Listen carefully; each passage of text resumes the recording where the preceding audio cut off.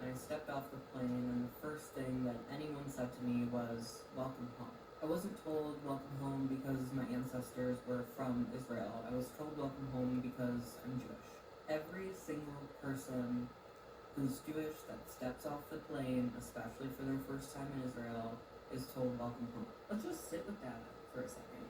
This right here, this is my actual ancestry.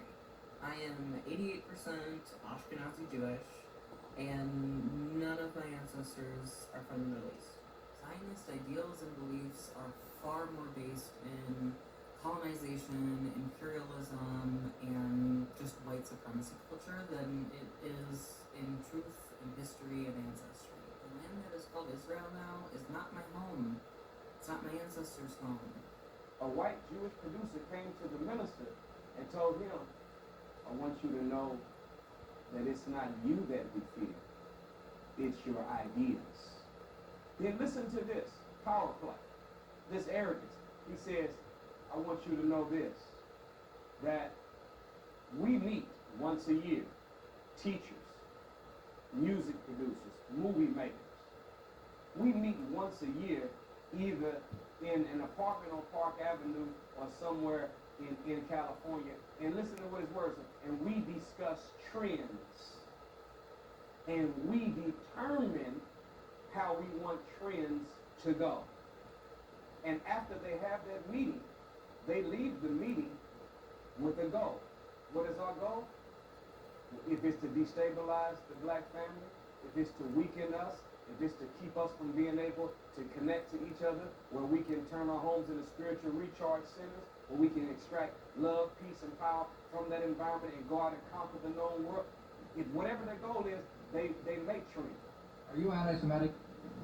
Anti-Semitic. You've many of the things that I've read about you, and you've made a mention a couple of times about the Jews and everything, and I'm wondering if you are personally anti-Semitic. No. How can I be anti-Semitic when the Arabs are half the Muslim world is Semitic? If I was anti-Semitic, I'd be anti-Arab and anti-everything else.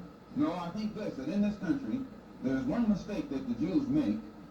They put themselves in a position where whenever anybody gives an objective analysis of the role that they play, they defend themselves by accusing you of being anti-Semitic. And a Negro is not anti-Semitic when he says that the man who's exploiting him in his community is white, because it is a white man who owns all the stores. Now, is it an accident that these whites who own these stores are Jewish?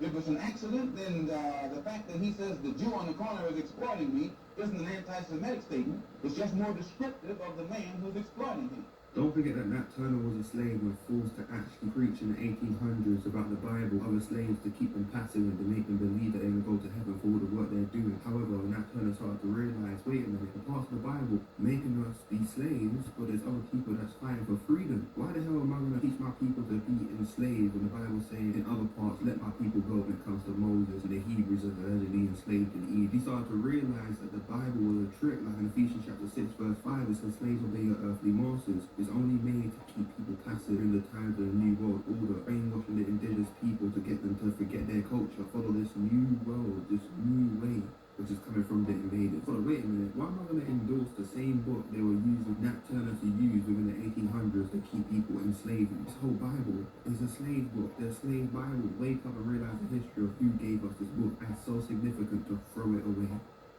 Who are the Jews?